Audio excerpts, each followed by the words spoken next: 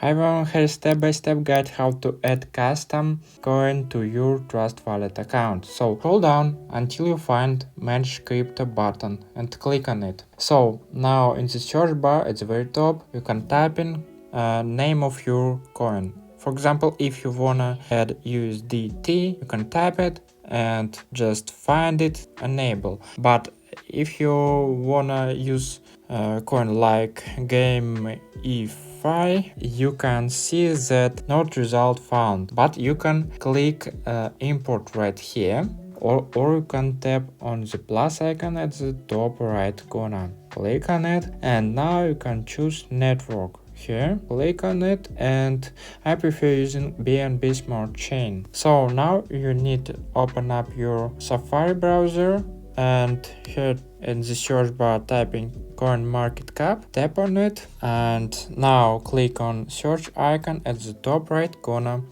and type in here GameEFi, tap on it. So now you need scroll down until you find contracts right here, and you can click on copy it and just return to Trust Wallet, paste it here, and as you can see, name GameEFi, symbol GMA, and I click on import, and as you can see, it's successfully added here.